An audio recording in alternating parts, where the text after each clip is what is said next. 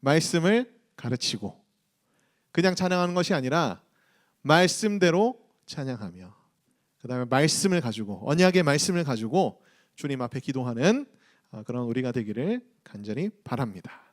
오늘 강론의 주제 구절은 35장 10절 말씀인데 이 말씀 가운데 이런 워딩이 있어요. 제목이기도 한데 하나님이 오사 너희를 구하시리라. 아멘. 우리가 한 달 정도의 약간 안식을 가지고 이제 오늘 집회를 시작하며 이사야서 말씀을 또 들어가기 때문에 이사야서 전체의 말씀들 우리가 이제 1학기 때 21번의 시간 동안 했던 말씀들을 좀 전체적으로 정리를 하고 같이 오늘 말씀 본문으로 들어가도록 하겠습니다. 자, 이사야서 전체는요. 세 부분으로 나누는 분들도 있고 두 부분으로 나누는 분들도 있습니다. 맨 위에 보면은 심판과 회복 예언, 그다음에 히스기야, 소망 이렇게 이제 나누는 분들이 세 부분으로 이제 나누시는 분들이고 제일 밑에 보면은 파트 1, 파트 2 이렇게 돼 있죠. 요게 이제 두 부분으로 나누는 해석자들의 견해인데요. 뭐 어느 게 옳다 그르다 할 수는 없지만 중요한 것은 이제 이사야서 말씀이 어떠한 맥락 속에서 진행되고 있는지를 우리가 좀 머릿속에 정리하면서 말씀들을 볼 필요가 있습니다. 이 이사야서 말씀은 굉장히 방대하거든요. 장수도 굉장히 길기 때문에 정리를 해서 이런 맥락 속에서 하나님이 이런 얘기를 하시고 그 다음에 이 얘기가 나오고 그 다음에 이 얘기가 나오는구나라는 걸 우리가 좀 고려하면서 보면 좋을 것 같습니다. 1장부터 12장까지는 예루살렘을 향한 심판과 소망의 메시지를 하나님께서 말씀하고 있습니다. 예루살렘이 잘못한 것들에 대해서 언급하시고 그 다음에 그들을 향한 징계가 무엇인지 얘기하시고 그럼에도 불구하고 예루살렘을 향해서 소망의 계획들을 가지고 계시는 하나님의 마음들이 이사야 선지자의 선포를 통해서 드러납니다. 예루살렘으로 도변되는 이스라엘 백성들은 그 당시 뭐 아수르라든지 뭐 이런 대국의 어떤 침략들 위기 속에 놓여져 있었기 때문에 늘 이스라엘 백성들은 이스라엘 예루살렘 남유다 북이스라엘은 이제 이런 위기 상황을 어떻게 타개할까를 항상 고민하면서 다른 대국에 이제 의존하려는 다른 이방 민족에 의존하는 그런 성향을 보였거든요. 그래서 13장부터 23장까지는 너희가 다른 열방들을 의지해서는 안 된다. 왜냐하면 하나님께서 그들을 심판하실 것이고 그들은 너희를 구원할 아무 힘이 없다는 것을 이제 13장부터 23장까지 말씀합니다. 그래서 23장부터 27장까지는 이제 너희가 하나님의 도성이 되었으면 좋겠는데 오직 하나님만을 의지하고 다른 것을 의지하지 않는 그런 예루살렘이 되라. 근데 너희가 인간적인 방법들과 그 다음에 하나님을 의지하지 않고 세상적인 방법들을 의존할 때에는 너희가 하나님의 도성이 되는 것이 아니라 세상의 도성이 될 뿐이다 라고 이제 27장에서 그렇게 얘기를 하고요. 이어서 28장부터 35장 혹은 28장부터 39장까지는 예루살렘이 부흥하고 이제 부흥하려면 어떻게 해야 되는지, 그다음에 예루살렘이 어떻게 하면은 또 멸망당하게 되는지 그런 얘기들을 수록하고 있습니다. 그래서 예루살렘의 부흥과 멸망에 대한 얘기들이 나오고요. 그 다음에 히스기야는 예루살렘의 부흥과 멸망의 그 단초를 보여주는 하나의 이제 사례라고 여러분들이 생각하시면 되겠습니다. 그래서 이 28장부터 35장과 36장부터 39장은 하나의 얘기로 보는 것이 이제 마지막 해석자들의 견해죠. 두 파트로 보는 그런 견해와 맞닿아 있다고 할 수 있습니다. 오늘 우리가 함께 나눌 내용은요. 히스기야에 대한 이야기가 시작되기 전 예루살렘의 부흥과 멸망에 대한 28장부터 35장까지의 마지막 부분을 오늘 여러분과 함께 나누게 될 예정입니다. 그래서 오늘 말씀을 쭉 우리가 이제 이따가 보면서 같이 나가겠지만 대체적으로 내용이 심판과 구원에 대한 내용으로 오늘 이제 나뉘어져서 그렇게 이사야 선지자의 말씀이 진행되고 있다라는 것을 여러분들이 기억하시면 되겠습니다. 자, 34장 1절부터 우리가 함께 읽도록 하겠습니다. 열국이여 너희는 나와 들을지어다. 민족들이여 귀를 기울지어다. 땅과 땅에 충만한 것, 세계와 세계에서 나는 모든 것들이여 들을지어다. 1절 말씀에 보면은 이제 열국이여 너희는 나와 들을지어다. 민족들이요. 그다음에 세계와 세계 이렇게 이제 기록이 되어 있는데요. 자, 이 열국이라는 단어는 이제 사사기 2장 23절에도 한번 쓰여진 적이 있습니다. 이 단어는 무엇을 의미하냐면은 하나님의 선택을 받지 못한 이방 민족들, 나라들을 이제 의미한다고 여러분들이 생각하시면 되겠어요. 그래서 뒤에 나오는 내용들도 계속 반복해서 워딩만 바뀌어서 나오기 때문에 민족들도 그다음에 세계와 세계도 결국 누구를 의미하냐 하면은 하나님의 선택과 하나님의 구원을 받지 못하는 이방 민족들, 이방 나라들이라고 여러분들이 생각하시면 되겠습니다. 자, 너희는 나와 들을지어다, 귀를 기울일지어다, 다시 들을지어다. 이렇게 이제 동일한 의미가 반복해서 나오는 것은 굉장히 이제 강조되는 부분이라고 여러분들이 생각하시면 되겠습니다. 나와 들을지어다라는 의미는 소환해서 듣게 한다라는 그런 의미를 가지고 있어요. 조금 약간 강제적으로 듣게 한다 이제 그런 의미가 있는 거죠. 그 다음에 귀를 기울일지어다 이거는 뭐냐면은 이제 그 형태가 사역 명령형으로 돼 있는데 이제 이거는 어떻게 우리가 이해할 수 있냐면은 듣기 싫어도 반드시 듣게 해라 이제 그런 뜻을 가지고 있다고 여러분들이 생각하시면 되겠습니다. 마지막에 세계와 세계에 들을지어다 이것도 첫 번째에 나왔던 그 말의 의미가 다시 반복된다고 여러분들이 생각하시면 될 것 같아요. 2절부터 4절까지의 내용은 어떠한 내용인가요? 여러분들이 쭉 읽어보시면 알 것 같습니다. 대저 여호와께서 열방을 향하여 진노하시며 그들의 만군을 향하여 분내사 그들을 진멸하시며 사륙당하게 하셨은즉 그 사륙당한 자는 내던진 바 되며 그 시체의 악취가 솟아오르고 그 피에 산들이 녹을 것이며 하늘의 만상이 사라지고 하늘을 두루마리 같이 말리되 그 만상의 쇠잔함이 포도나무 잎이 마름 같고 무화과 나무 잎이 마름 같으리라. 이거는 세부적인 어떤 해석이라기보다는 하나님의 심판의 내용들이 극적으로 지금 묘사가 되고 있는 것이라 여러분들이 그렇게 이해를 하시면 되겠습니다. 그러니까 하나님이 이런 심판들을 너희에게 행하실 거니까 열방들아, 민족들아, 세계와 세계에서 나는 모든 것들아 이 심판의 내용을 너희가 반드시 들어라 라는 내용이 바로 이제 1절부터 4절까지의 말씀이라고 할 수 있습니다. 제가 이제 1절부터 4절까지의 말씀을 쭉 보면서 이 말씀이 어떻게 우리의 삶 속에 적용될 수 있을까라는 것을 생각하다가 예수천당 불신지옥이라는 단어가 딱 떠올랐어요. 여러분이 예수천당 불신지옥이라는 단어를 여러분들이 들으실 때에 어떤 감정이 드세요?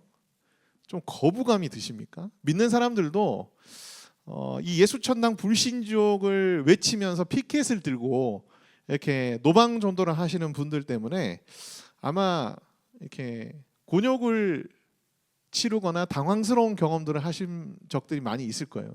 불신자인 내 친구가 길을 가다가 내가 교회 다니는 거 다 알고 있는데 길에서 예수천당 불신지옥 하시는 분들을 만났을 때, 그죠? 이 친구가 나를 어떻게 볼까? 혹은 실제로 너도 저러니? 막 이런 얘기 듣고 이러면 굉장히 당황스럽죠. 안 저랬으면 좋겠는데 이런 마음이 들 때도 많이 있지 않을까 하는 생각이 듭니다. 전도의 방법적인 부분에 있어서는 우리가 고민해야 할 필요는 있어요. 왜냐하면 우리는 모든 것을 사랑 안에서 해야 되거든요. 무례히 행치 말하는 것이 사랑의 속성 중에 하나이기 때문에 예전 시대에는 이 방법이 무례히 행하는 것이 아니었지만 지금 시대는 이 방법이 무례히 행할 수 있는 방법이기 때문에 우리가 사랑으로 모든 것을 감당한다는 차원에서 방법적인 부분들을 이제 고민해야 될 필요는 있습니다. 그러나 이 메시지, 예수천당 불신지옥, 하나님을 믿지 않으면, 예수님을 믿지 않으면 심판당하게 됩니다. 이 메시지는요, 여러분, 우리가 듣게 해야 됩니다. 오늘 여기서 말씀하잖아요. 열국이여 너희는 나와 들을지어다. 민족들이여 귀를 기울일지어다. 땅과 땅에 충만한 것, 세계와 세계에서 나는 모든 것들이여 들을지어다. 반드시 듣게 해라. 소환 당해서라도 듣게 해야 돼. 이 심판의 메시지들을 듣게 해야 돼. 그것이 하나님께서 이사야 선지자를 통해서 지금 선포하게 하신 말씀이거든요. 방법적인 부분들은 차치하고 이 메시지적인 부분들에 있어서 여러분 우리가 부끄러워하지 않기를 바랍니다. 담대한 마음으로 하나님이 주신 지혜 속에서 누군가에게 무례함을 범하지 않는 사랑의 방법으로 예수님을 믿지 않으면 심판을 당할 수 있다는 사실을 여러분 우리는 담대하게 선포해야 될 줄 믿습니다. 그러한 담대함을 하나님께서 이 시대의 모든 청년들에게 그리고 이 시대의 모든 성도님들에게 허락해 주시기를 간절히 소망합니다. 자, 5절부터 8절까지는요. 에돔을 향한 심판이 기록되어 있습니다. 여호와의 칼이 하늘에서 족하게 마셨은즉 보라 이것이 에돔 위에 내리며 진멸하기로 한 백성 위에 내려 그를 심판할 것이라. 자, 여호와의 칼이 하늘에서 족하게 마셨다라는 이제 표현이 어떤 의미냐 하면은 이 당시 그 고대 세계에서는요. 칼을 더 예리하게 하고 그 다음에 칼이 녹슬지 않고 칼이 더 빛나게 하도록 전쟁에 나가지 않는 기간 동안은 기름과 같은 그런 액체에 담궈 놨었습니다. 그래서 칼이 이제 그것을 이제 어느 정도 흡수하게끔 그렇게 했었거든요. 그것을 모티브로 한 이제 성경의 표현이라고 여러분들이 생각하시면 될 것 같아요. 다시 말하면 하나님께서 심판을 행하시기 위해서 칼을 준비해 놓으시고 아직 심판의 때는 이르지 않았지만 심판의 때에 이 칼을 휘두르며 심판하시기 위해서 어떻게 하고 계시다는 거예요? 담궈 놨었는데 그 담근 것들이 칼에 족하게 스며들게 되면 그때가 무슨 때입니까? 하나님께서 이제 칼을 들고 심판하시게 되는 때인데 지금 뭐라고 얘기해요? 여호와의 칼이 하늘에서 족하게 마셨다라고 얘기하고 있죠. 그래서 이제 이 말씀의 의미는 뭐냐면 하나님의 심판이 실행되기 위해서 모든 준비가 갖춰지고 이제 끝났다라는 그런 뜻이에요. 그래서 이제 곧 하나님의 심판이 임하게 될 것이다. 그래서 너희가 하나님의 심판이 아주 오래 남았다고 생각해서는 안 된다. 하나님은 언제든지 그 심판을 행하시기 위해서 이 땅에 오실 수 있다는 것을 경각심을 주기 위한 어떤 그런 표현이라고 여러분들이 생각하시면 되겠습니다. 자, 근데 이것이 에돔 위에 내리며 진멸하기로 한 백성 위에 내려 그를 심판할 것이라 라고 얘기하고 있어요. 1절부터는 하나님의 선택을 받지 못한 그런 민족들과 나라들을 얘기를 했었는데 오늘 5절부터는 갑자기 에돔으로 그 대상이 바뀌게 됩니다. 근데 이 에돔으로 하나님께서 말씀하시는 이유는 이제 에돔을 심판받는 모든 자들을 대표하는 어떤 상징으로서 하나님께서 이제 에돔을 언급하고 계시는 거거든요. 결론적으로 보면. 자, 그렇다면 하나님께서 심판받을 자들을 다 표현하실 때 왜 에돔 족속을 얘기를 하실까? 이걸 여러분들이 함께 생각해 봤으면 좋겠는데요. 여러분, 에돔은 어떤 족속입니까? 에돔은 야곱의 형 에서의 족속이자 나라입니다. 그래서 어떻게 보면은 이스라엘 백성들에게 있어서 이 에돔은 형제 나라였어요. 형제 나라. 그런데 한편으로는 이 구약 성경에서 에돔이 어떤 나라로 계속 등장하냐면은 이스라엘을 적대하고 이스라엘을 계속해서 방해하고 괴롭히는 나라로 성경에 계속 묘사가 되고 있습니다. 예를 들면 출애굽 당시에 모세가 에돔 땅을 통과해가지고 지나가려고 할 때에 에돔이 통과하지 못하게 해요. 그리고 이스라엘을 위협합니다. 기회가 있을 때마다 남유다와 북이스라엘을 배신하고 괴롭혀요. 바벨론이 유다를 공격할 때에 앞장서서 기뻐하고 공격까지 했습니다. 따라서 끊임없이 하나님의 백성들을 괴롭히고 핍박하고 공격하는 사람들의 대표로서 성경에서는 에돔이 상징적으로 쓰여집니다. 그래서 하나님이 심판하시는 대상은 어떤 대상이에요? 바로 하나님의 백성들을 괴롭히고 공격하고 적대시하고 핍박하는 자들이 하나님의 심판의 대상입니다. 자, 6절 말씀부터 또 계속 보겠는데요. 여호와의 칼이 피 곧 어린 양과 염소의 피에 만족하고 기름 곧 순양의 콩팥 기름으로 윤택하니 이는 여호와를 위한 희생이 보스라 있고, 보스라는 이제 에돔의 수도격인 그런 나라입니다. 성읍이에요. 성읍. 보스라 있고 큰 사륙이 에돔 땅에 있음이라. 들소와 송아지와 수소가 함께 도살장에 내려가니 그들의 땅이 피에 취하며 흙이 기름으로 윤택하리라. 자, 여호와의 칼이 어린 양과 염소의 피에 만족한다는 얘기는 뭐냐면, 여러분들이 이스라엘 백성들이 제사 드릴 때를 떠올려 보면 됩니다. 염소와 양을 가지고 와서 각을 뜨고 그 다음에 기름을 내고 어떻게 하죠? 희생제물을 올려드릴 때에 또 불에 태우고 하는 그런 장면들을 여러분들이 생각하시면 되겠어요. 그래서 하나님의 심판을 받을 자들이 하나님의 제단 위에서 싹 다 이제 심판을 받는다, 이제 그런 의미로 여러분들이 생각하시면 되겠습니다. 에돔의 수도격인 보스라에서 에돔인들이 모두 제물로 바쳐진다는 것은 에돔이 하나님의 심판을 철저하게 받게 된다. 다시 말하면 하나님을 적대하고 그 다음에 하나님의 백성들을 핍박하고 괴롭혔던 모든 자들이 철저하게 하나님의 심판을 받게 된다는 것을 의미합니다. 8절 말씀. 이렇게 하나님의 심판이 철저하게 임하는 그 날은 어떤 날이냐? 여호와께서 보복하시는 날이요. 그 다음에 시온의 송사를 위하여 신원하시는 해라 라고 그렇게 8절 말씀에 기록하고 있습니다. 하나님의 백성들에 대한 부당한 핍박과 공격, 곧 하나님을 향한 것이기 때문에 하나님이 우리를 대신하여 어떻게 하시는 거죠? 보복하시는 거예요. 보복하시는 거예요. 그러니까 불신자들을 향한 심판날의 의미는 하나님이 그들을 향해서 보복하시고 나아가서 그들로부터 핍박당하고 그 다음에 그들로부터 어려움을 당했던 하나님의 백성들을 신원하기 위함이다. 이 신원한다는 표현은 뭐냐면은 보상한다는 그런 뜻이에요. 보상한다는 뜻. 자,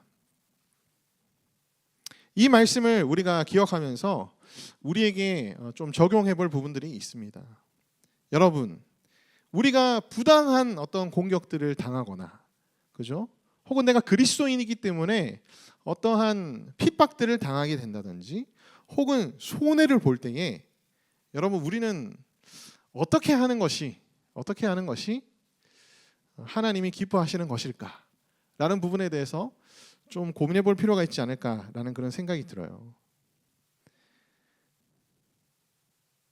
여러분, 부당한 일에 대해서 우리가 선을 넘어서 복수 또는 보복해서는 안 됩니다. 그것은 하나님이 우리에게 금하신 일이에요. 로마서 12장에도 보면은 그런 말씀들이 있습니다. 악에게 지지 말고 선으로 악을 이기라라는 그런 말씀이 있어요. 부당한 일을 당해도 심지어는 그래서 내가 손해를 당할지라도 여러분들이 복수하거나 보복하지 마세요. 하나님께서 대신 해주십니다.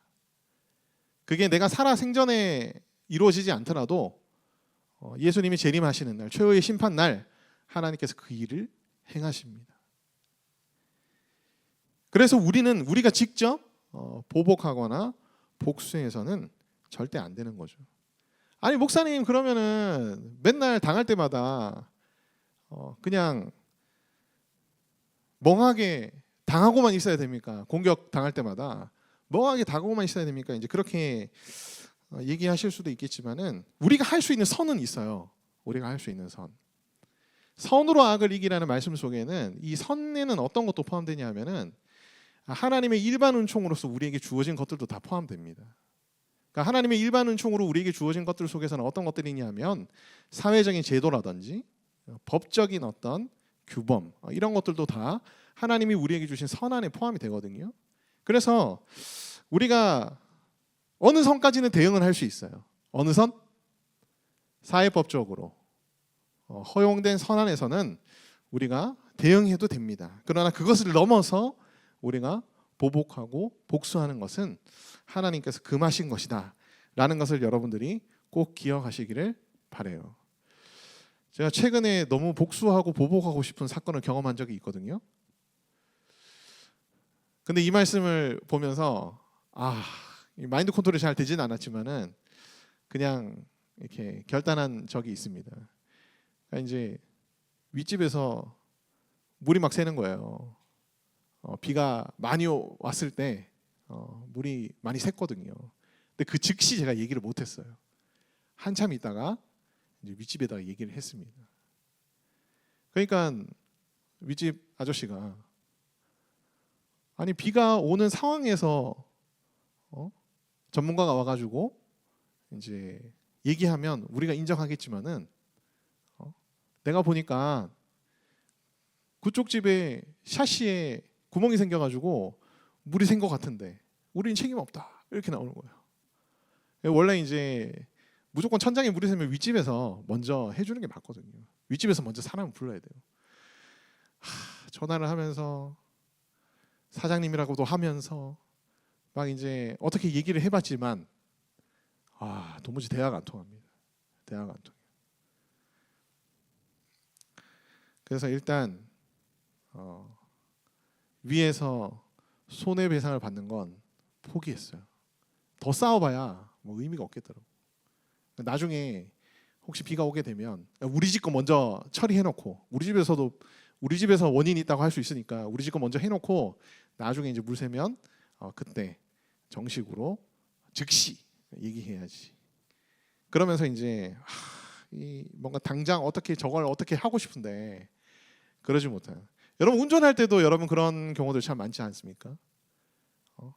막 위협적으로 운전하는 사람에 대해서 나도 어떻게 하고 싶어요?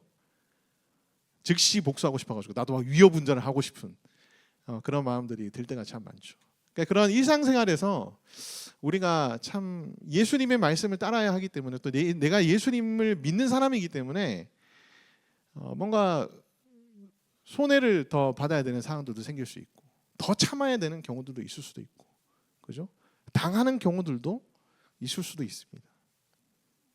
그렇다 해도 우리가 선을 넘어서 이제 복수하거나 보복하는 그런 사람들이 되어서는 안 됩니다. 여러분 꼭 기억하세요. 두 번째는 뭐냐면 여러분 하나님을 믿지 않는 족속들이 하나님을 믿는 족속들을 향해서 뭔가 공격하고 대적하고 그럴 때에 하나님은 자기가 공격받는다고 생각하시고 자기가 어떻게 하신다고 말씀하세요? 보복한다고 말씀하세요. 하물며 여러분 우리가 같은 믿는 그리스도인들끼리 공격해서는 될까요? 저는 그것 또한 하나님께서 굉장히 기뻐하지 않는 일이라 생각합니다. 우리가 조금 생각을 발전해서 같은 믿는 사람인데 그 사람을 내가 공격을 한다는 얘기는 하나님을 공격하는 것과 똑같다는 것까지 우리가 확장해서 생각을 한다면 우리가 누군가를 공동체에서 누군가를 가족 중에서 누군가를 적대시하고 공격하는 것은 정말 우리가 해서는 안 되는 정말 불경스러운 그런 죄악이라는 것을 우리가 기억할 수 있을 거예요. 명심할 수 있을 거예요. 그래서 여러분 공동체 안에서 또 교회 안에서 여러분들이 같은 또 형제 자매들 우리가 다 주님 안에서 형제 자매잖아요. 형제 자매들을 공격하는 그 죄악들을 멈추게 하시고 우리가 공격 당할 만하다고 얘기하면 안 됩니다. 그건 아니에요. 누구나 다 미성숙함이 있고, 그죠? 그 미성숙함을 우리가 어떻게 해야 합니까? 인정해주며 가르치며, 때로는 내가 좀 감내하며 가야 될 필요가 있는 거죠. 두 가지를 여러분들이 적용하시면서 하나님의 말씀대로 순종하는 거룩한 하나님의 백성들 되기를 소망합니다.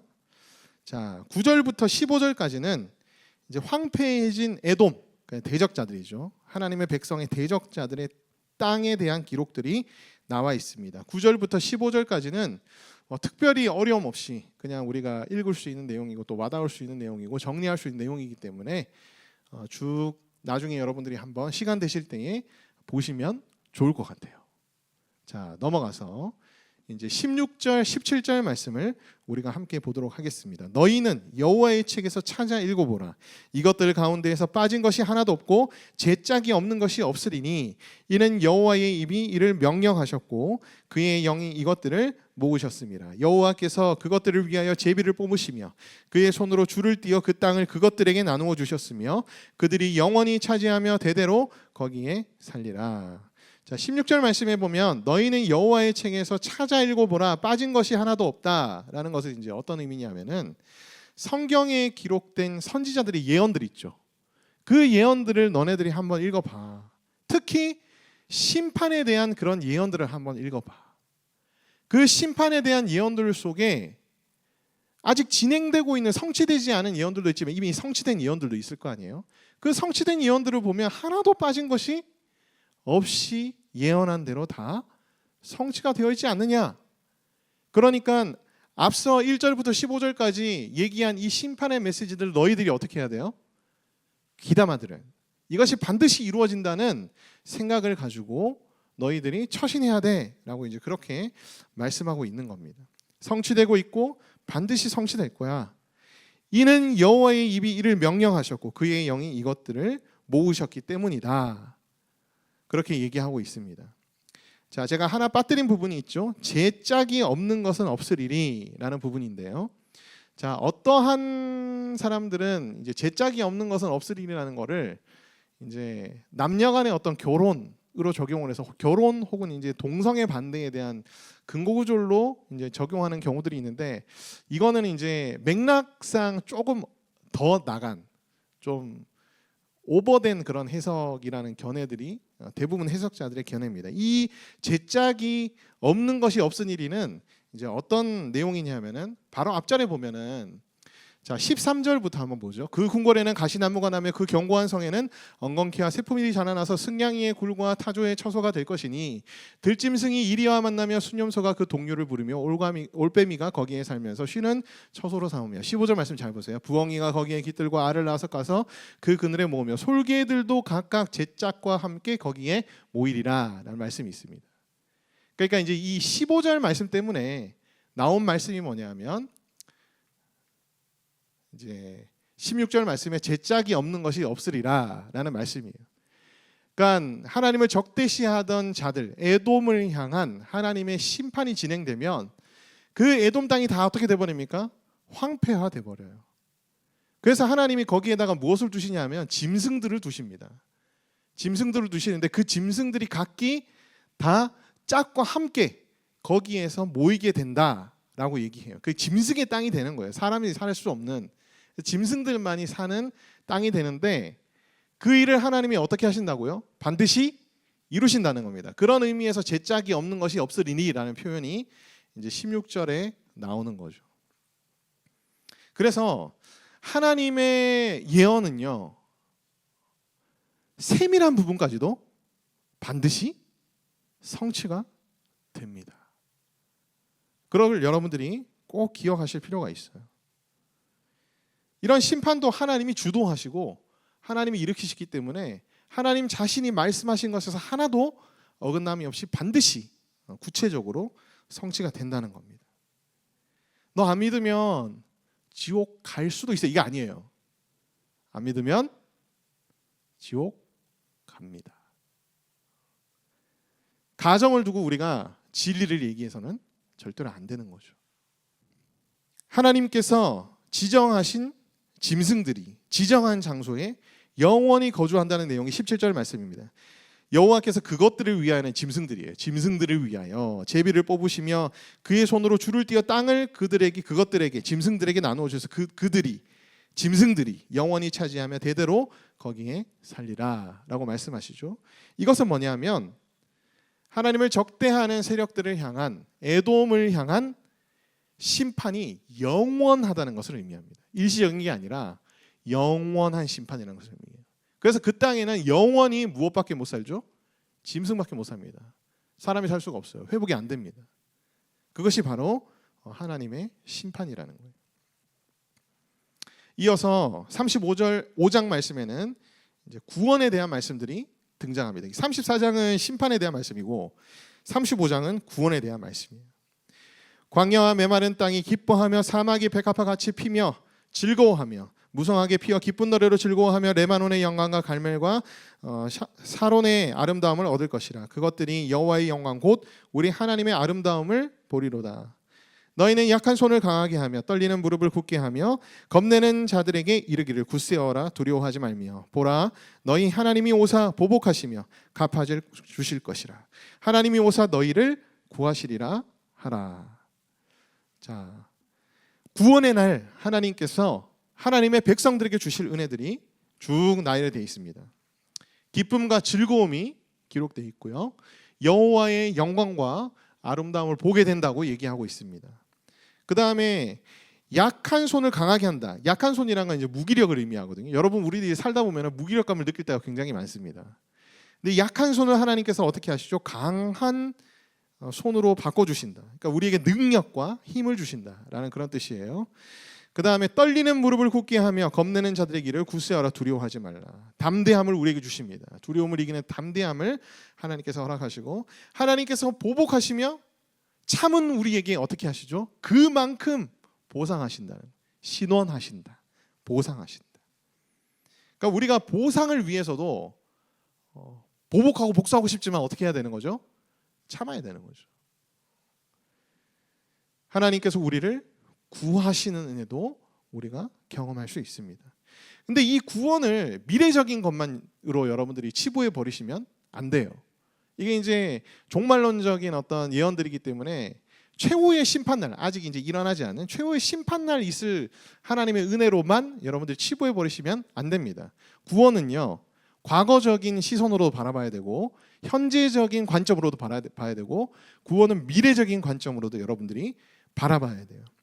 그래서 우리는 과거에 구원을 받았습니다. 그리고 현재에 우리는 구원의 은혜를 누릴 수 있어요. 이게 이제 구원의 현장이고요. 그다음 미래에 우리의 구원이 완전히 성취될 겁니다. 그렇죠? 그래서 이 1절부터 4절까지에 나오는 이 구원의 날 주실 은혜는요, 우리가 현재적인 관점으로 봤을 때 우리가 구원의 은혜가 충만할 때마다 우리가 경험하고 우리가 누릴 수 있는 그런 은혜다라는 것을 여러분들이 기억하시면 좋겠습니다. 5절부터 7절까지의 PPT가 빠졌습니다. 그래서 이건 말씀을 우리가 같이 보면서 읽으면서 있으면 좋겠어요. 여러분 강의 받으신 거 있죠? 자, 그때에 맹인의 눈이 밝을 것이며 못 듣는 사람의 귀가 열릴 것이며 그때에 저는 자는 사슴같이 뜰 것이며 말 못하는 자의 혀는 노래하리니 이는 광야에서 물이 솟겠고 사막에서 시내가 흐를 것임이라. 뜨거운 사막이 변하여 못이 될 것이며 메마른 땅이 변하여 원천이 될 것이며 승양이에 눕던 곳에 풀과 갈대와 부들이 날 것이며 회복될 것 같지 않았던 사람들과 회복될 것 같지 않았던 땅들이 어떻게 되죠? 회복이 된다. 이것도 여러분 바로 우리가 앞서 얘기한 구원의 날 우리에게 주실 은혜라고 여러분들이 생각하시면 되겠습니다. 그러니까 회복도 여기 여러분들이 포함하시면 될 것 같아요. 자, 이어서 거룩한 대로에 대한 말씀들이 8절부터 10절까지 기록이 되어 있습니다. 거기에 대로가 있어 그 길을 거룩한 길이라 일컫는 바 되리니 깨끗하지 못한 자는 지나가지 못하겠고 오직 구속함을 입은 자들을 위하여 있게 될 것이라. 우매한 행위는 그 길로 다니지 못할 것이며 거기에는 사자가 없고 사나운 짐승이 그리로 올라가지 아니할 것이므로 그것을 만나지 못하겠고 오직 구속함을 받은 자만 그리로 행할 것이며 여호와의 속량함을 받은 자들이 돌아오되 노래하며 시온에 이르러 그들의 머리 위에 영영한 희락을 띠고 기쁨과 즐거움을 얻으리니 슬픔과 탄식이 사라지리로다. 거룩한 대로, 거룩한 큰 길이 있다는 거예요. 근데 이 거룩한 대로를 걸을 수 있는 사람은 구속함을 받은 자들만 걸을 수 있대요. 깨끗하지 못한 자는 지나가지 못한다고 얘기되고 있습니다. 깨끗하지 못한 자가 지나가지 못한다고 얘기하니까 나 예수님을 믿고 구원받은 사람이지만 깨끗하지 못해, 나 여전히 죄를 짓고 있으니까 그러면 나는 거룩한 대로를 걷지 못하는 것인가? 라고 우리가 얘기할 수 있겠지만 깨끗하지 못하나 구속함을 받은 자는 어떻게 된다? 거룩한 대로를 걸을 수 있다라고 8절 말씀에서 기록하고 있습니다. 또한 이 대로는 거룩한 대로이므로 구속은 받았으나 여전히 죄 가운데 있는 백성들이 이 대로를 걷다가 어떻게 되겠죠? 거룩하게 된다는 거예요. 원어에서는 구속받은 자들이라는 표현이 없습니다. 그러나 10절 말씀에 보면 속량함을 받은 자들이라는 표현이 있고, 신학적인 맥락 속에서 이 거룩한 대로를 걷는 거룩한 자들은 이제 하나님의 속량으로 구속받은 자들이기 때문에 한국어 성경이 이것을 기록할 때에 구속함을 입은 자들은 대로를 지나게 될 것이라고 그렇게 적은 거죠. 그래서 원어에는 없지만 큰 문제 없이 이 한국어 성경대로 여러분들이 읽으시면 됩니다. 자, 우매한 행위는 그 길로 다니지 못할 것이며 라고 얘기하고 있어요. 이게 굉장히 좀 난해한 구절이라고 합니다. 그래서 우리가 잘 아는 영어 성경 버전에도 서로 다르게 번역이 돼 있어요. NIV 성경에는 어떻게 번역이 돼 있냐면은 어리석은 자들은 그 길에 들어서지도 못할 것이다 라고 번역이 돼 있습니다. 근데 ESV라고 또 요새 많이 보는 성경이 있어요. ESV에는 또 어떻게 기록되어 있냐면은 어리석은 자라 할지라도 길을 잃지 않을 것이다 라고 그렇게 기록되어 있습니다. 완전히 다른 의미로 이제 영어 성경이 번역을 하고 있거든요. 그만큼 좀 이 구절에 대한 해석이 이제 난해한 거죠. 근데 이렇게 해석하나 저렇게 해석하나 여러분들이 통합적으로 이 말씀을 보시면 됩니다. 아무리 어리석어도 길을 잃지 않을 만큼 구원받는 것은 어때요? 쉽고 단순합니다. 예수 그리스도를 믿고 따르면 되는 거거든요. 이게 이제 ESV의 번역을 우리가 통합적으로 받아들인 거죠. 근데 그 길로 나아가지 않는 자들은 도대체 우매한 자들도 이 쉽고 단순한 것을 따라서 구원받을 수 있는데 도대체 그 길로 나아가지 않는 자는 얼마나 어리석은 자들인가라는 것이 이제 NIV 성경의 내용들을 우리가 통합적으로 볼 수 있는 거죠. 이 두 가지 의미를 여러분들이 다 포괄적으로 이해하시면 되겠습니다. 여호와의 속량함을 받은 자들은 돌아와서 노래하며 시온에 이르러 그들의 머리 위에 무엇을 띠고 있습니까? 영영한 희락을 띠고 기쁨과 즐거움을 얻으리니 슬픔과 탄식이 사라지리로다. 앞절에 이제 우리가 함께 나눴던 하나님의 백성들을 향한 구원에서 기쁨과 즐거움,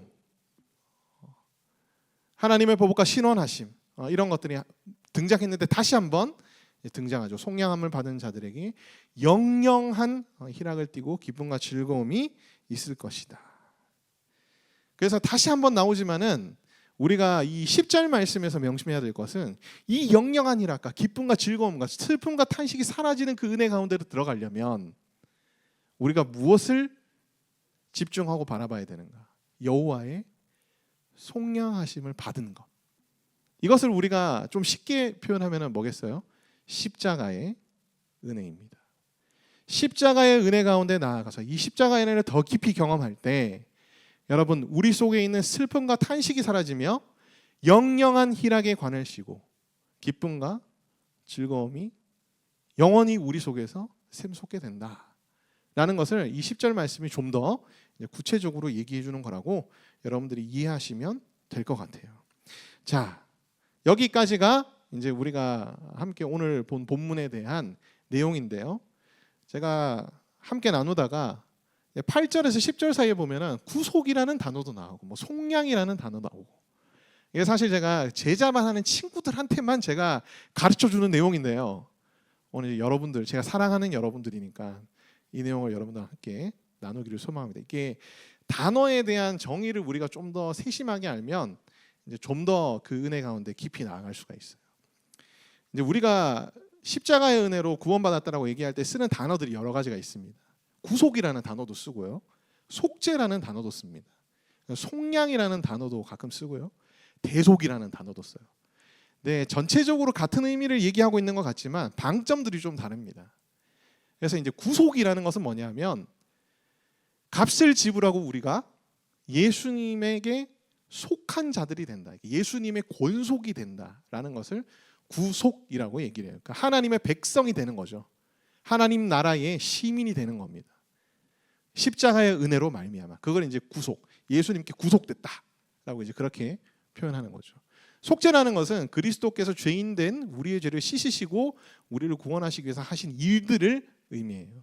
예수님이 이 땅에 사람의 몸을 입고 오셔서 죄 짓지 않으시고 그의 생애를 사시며 그 다음에 십자가에 죽으신 그 모든 일련의 과정들을 우리가 속죄라고 부릅니다. 예수님께서 속죄하시기 위해서 이 땅에 오셨고 죄를 짓지 않으시고 사셨으며 그 다음에 십자가에 달려 죽으셨다.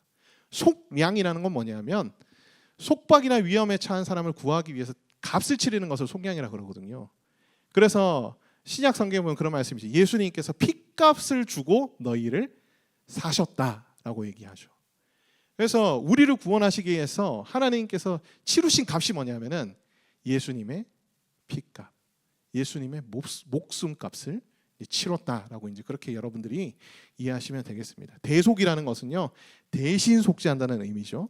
노예나 죄인을 자유케 하기 위해서 그 빚 또는 형벌을 대신 갚거나 받는 것, 그것을 이제 대속이라고 부릅니다. 그러니까 단어의 정의만 우리가 좀 깊이 알아도 이제 훨씬 더 예수님의 십자가의 은혜를 좀 확장적으로 더 넓게 더 깊이 볼 수 있다는 것을 여러분들이 맛보기를 소망합니다. 자, 결론입니다. 예수님을 따르면서 당하게 되는 부당한 공격과 손해 앞에서도 여호와의 보복과 신원하심을 믿으며 거룩하게 반응하기를 바랍니다. 놀라운 십자가의 은혜를 더 깊이 경험케 해주셔서 날마다 구원의 은혜를 누리게 하여 주옵소서. 내 안에 슬픔과 탄식을 소멸시키시고 기쁨과 즐거움과 힘과 담대함을 내 속에 채워 주옵소서. 하나님이 오셔서 여호와의 영광과 아름다움을 보게 하시고 그것을 선포하며 전하는 자들이 될 수 있도록 주님 은혜 베풀어 주시옵소서.